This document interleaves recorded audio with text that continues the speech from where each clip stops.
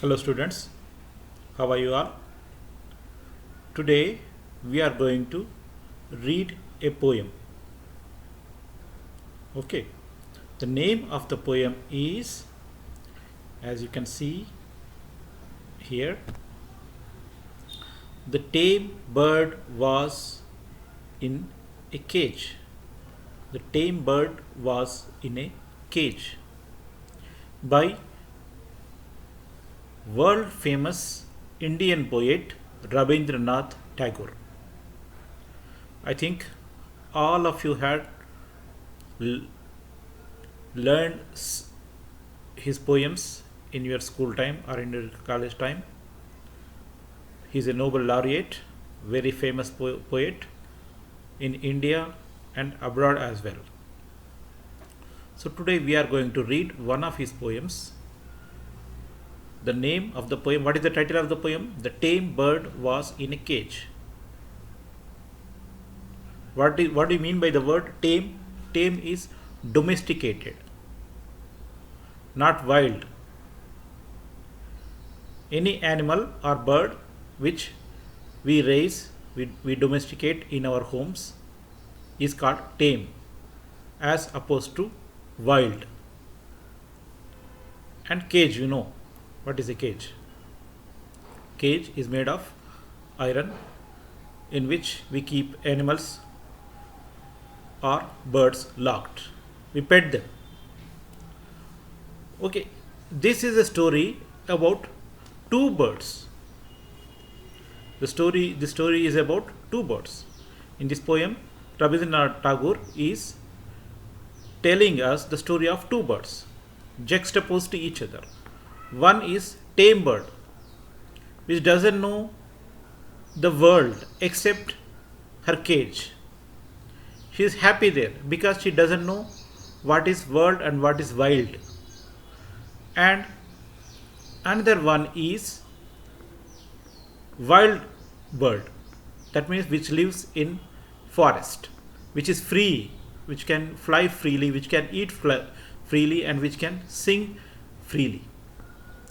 So both have become friends, or maybe they are in love. Both the birds are in love with each other, but they are, or they cannot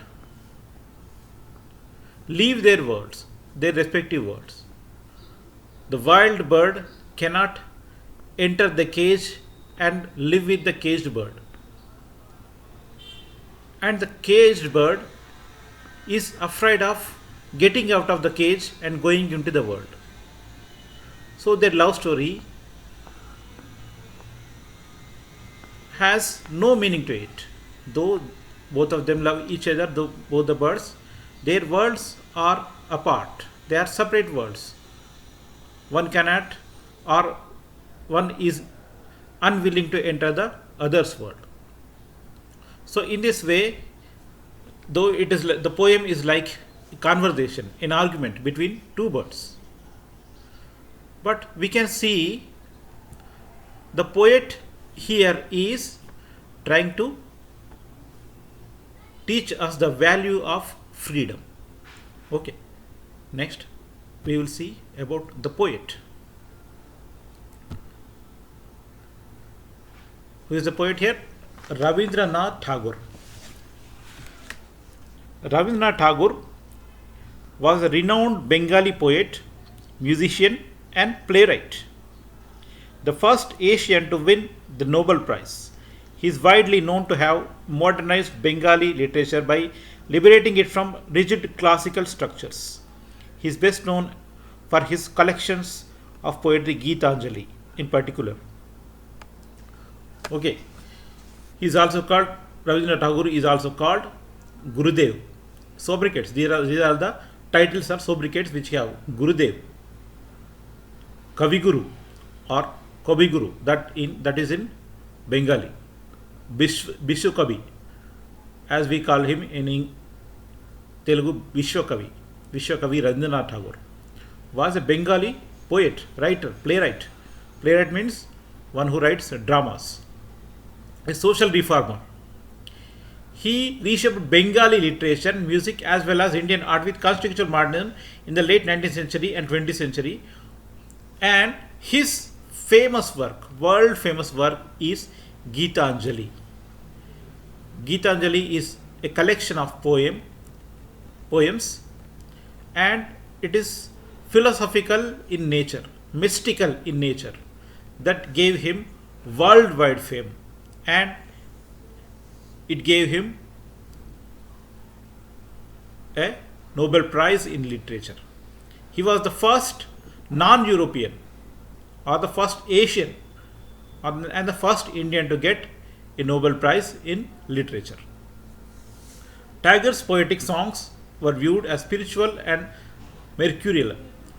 His elegant prose and magical poetry remain largely known outside Bengal. He is sometimes referred to as the Bard of Bengal. He is also, apart from these titles, Gurudev, Kavi Guru, Vishwa Kavi, he is also known as the Bard of Bengal. And Tagore modernized Bengali art and linguistic structures, and some of his works are Gitanjali and Gora, that means fair faced, Ghare Baire are his best known works, and his verse, short stories, novels were acclaimed or panned for their lyricism, colloquialism, naturalism. So they were famous. Even his short stories are lyrical. Even his dramas are like poems, they are lyrical. His compositions were chosen by two nations as national anthems. Okay, India's national anthem is, this, Janagana Mana. It was composed by Rabindranath Tagore. And Bangladesh national anthem, Amar Sonor Bangla. This was also written by Rabindranath Tagore. So he is such a famous and great personality that two countries accept his poems as their national anthems. So let us get back to the poem. Okay, look at the poem. I will read it for you. It is not very difficult poem, very simple and plain poem, but very lyrical and poetic, with a soul to it, giving us the importance of freedom over a bird that is caged and tamed. The tame bird was in cage. The free bird was in the forest.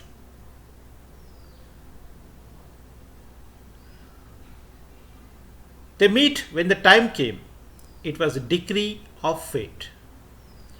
The free bird cries, "Oh my love, let us fly to the wood." The caged bird whispers, "Come hither, let us both live in the cage." Says the free bird, "Among bars, where is there room to spread our wings?" "Alas," cries the caged bird, "I should not know where to sit perched in the sky." So let us see what's happening in the poem. Okay.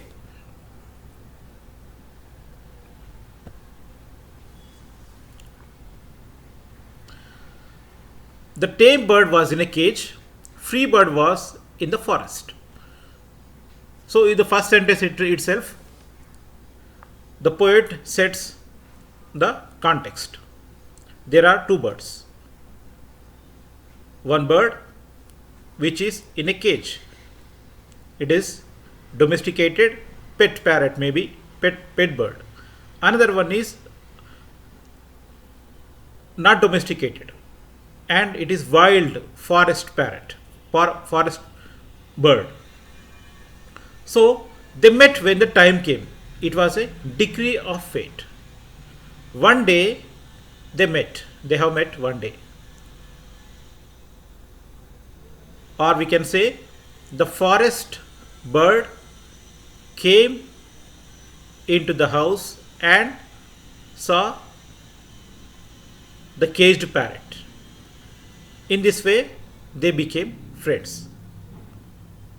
And the free it bird cries, "Oh my love, let us fly to the wood."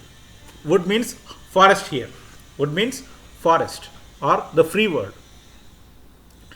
Now, when both of them are talking,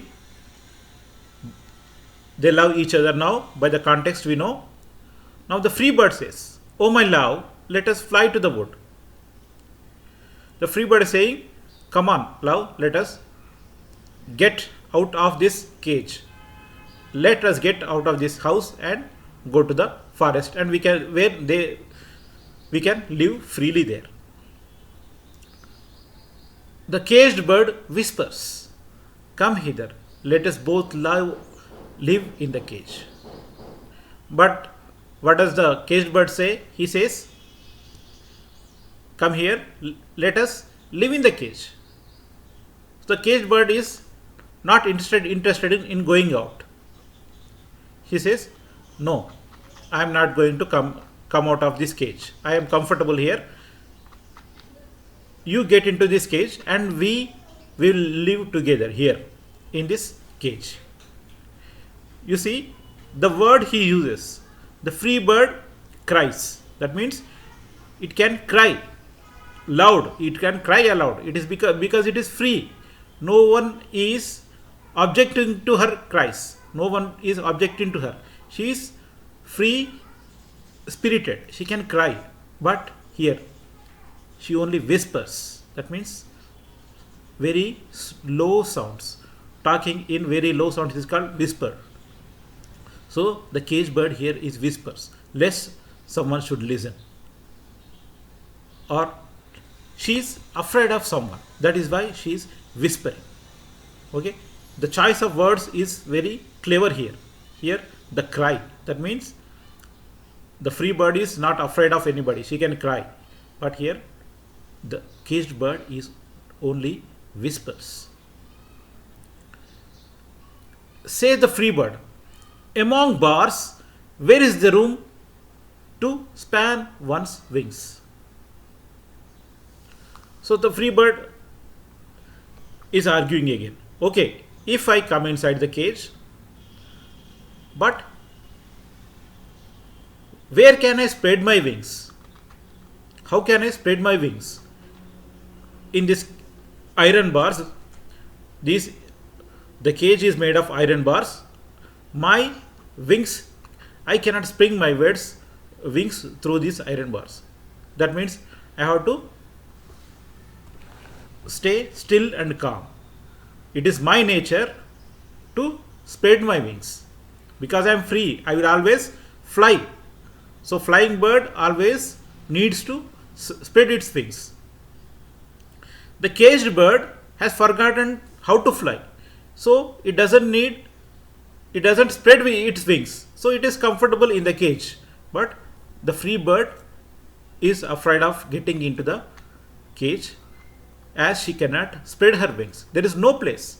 It is a tiny congested place, suffocating place where one cannot act freely. One cannot spread their wings.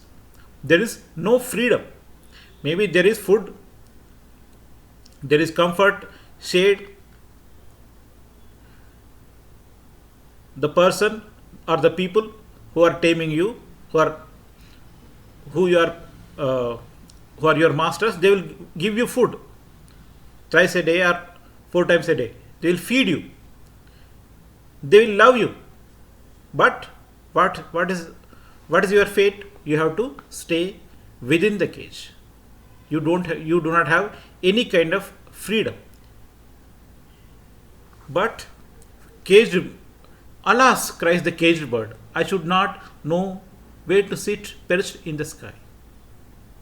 But caged bird, she doesn't know where to sit. While flying in the sky, free bird knows where to perch, where to sit, where to stand, where to eat, where to find its food. Because it's free from its birth.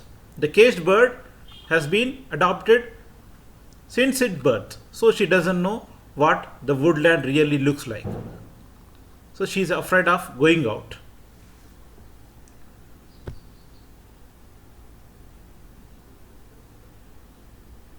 Now, the free bird cries, "My darling, sing the songs of the woodlands." Free bird, what does it say? Let us sing the songs. We are birds and we sing the songs of woodlands. That means forest. Free songs, beautiful songs. We sing those songs, beautiful songs. The caged bird sings, "Sit by my side. I will teach you the speech of the learned." No, no. The caged bird, what does the caged bird says? She says, "You come to me. I will teach you the language of human beings. I can talk like human beings. I don't sing. I am unable to sing. I cannot sing. But I can talk like human beings, my masters. So I will teach you the language of the learned. I will teach you the language of human beings." So, does it match with the taste of the free bird? No. She doesn't want to learn the language of human beings. She just wants to live free and sing free. She wants to sing the songs of the woodlands. She doesn't want to learn the language of human beings or learn their masters. The forest bird cries, "No, no, songs can never be taught."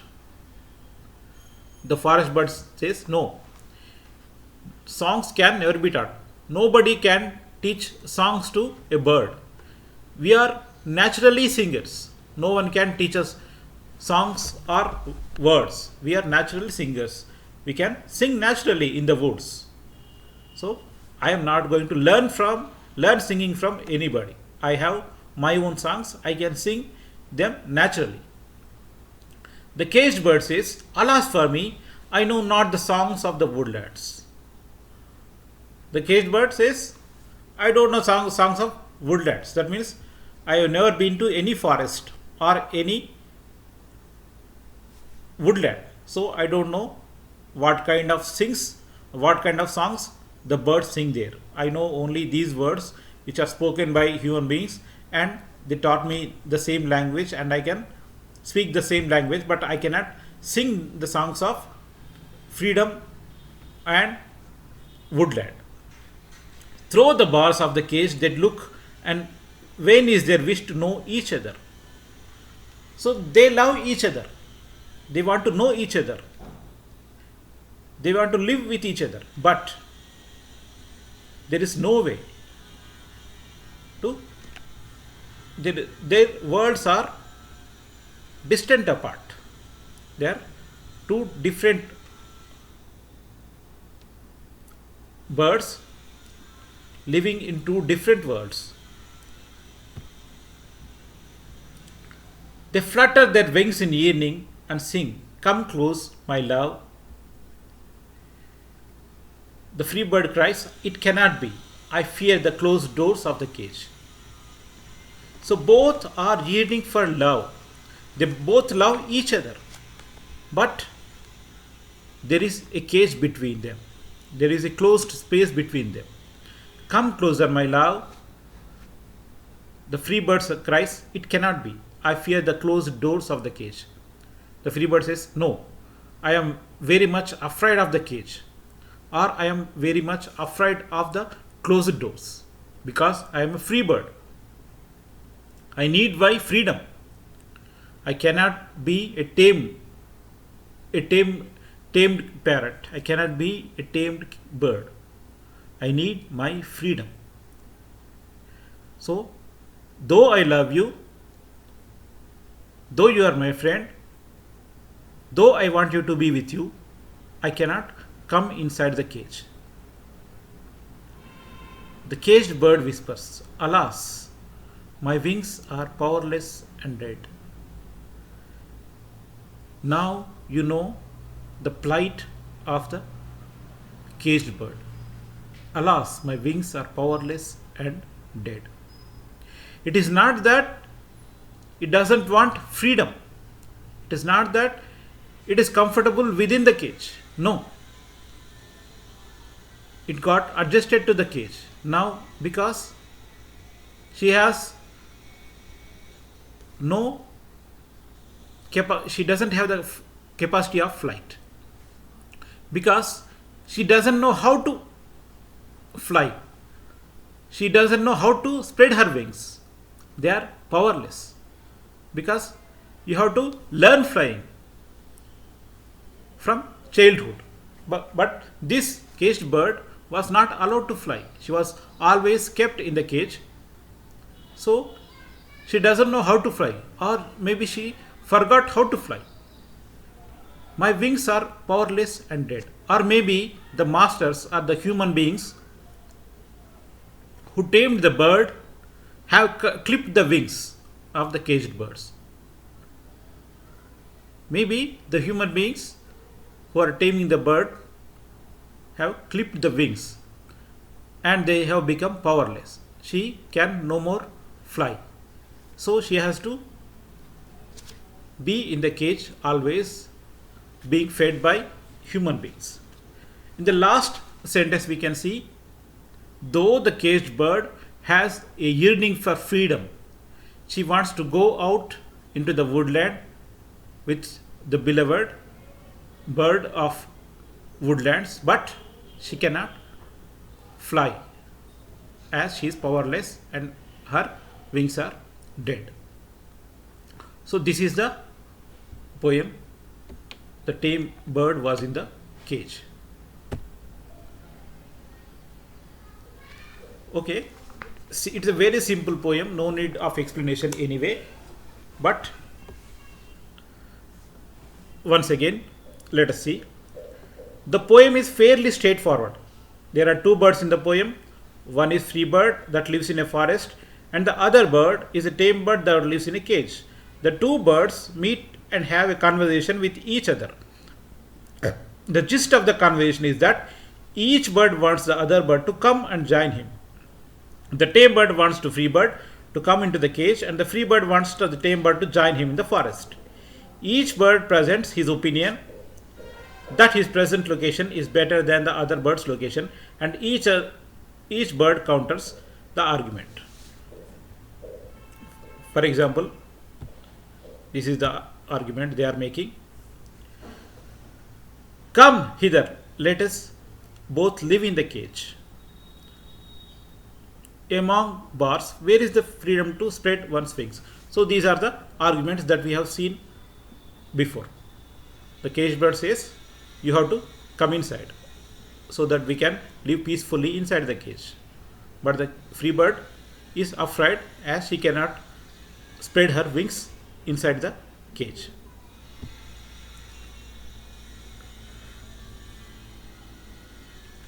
Now we have discussed this. Sit by my side, I will teach you the speech of the learned.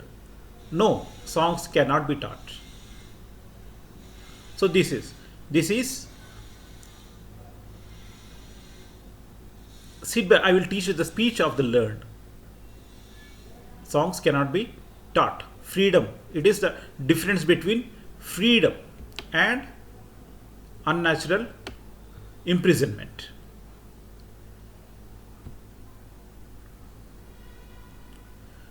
Again, let me summarize for you. In this poem by Rabindranath Tagore, there are two birds, one in a cage and one free. The caged bird is trying to get the free bird to join him in the cage, while the free bird wants the caged bird to come into the forest and be free. The birds go back and forth with positive elements in trying to convince each other to come to the other side. The free bird says, my darling, sing the songs of the woodlands, to which the caged bird answers, sit by my side, I'll teach you the speech of the learned.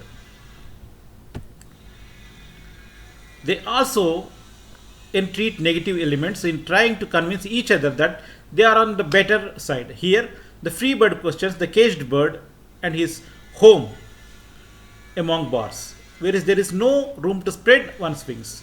The caged bird says, I should know where to sit perched in the sky. I should not know. The end of the poem illustrates that the free bird has the better situation. You could argue that the caged bird is just looking for company. in trying to get the free bird to join him. The final line of the poem illustrates this very powerfully. He whispers to the friend, "Alas, my wings are powerless and dead." So it is a very simple poem. Anyone can learn easily. Okay, it is about freedom, the value of freedom.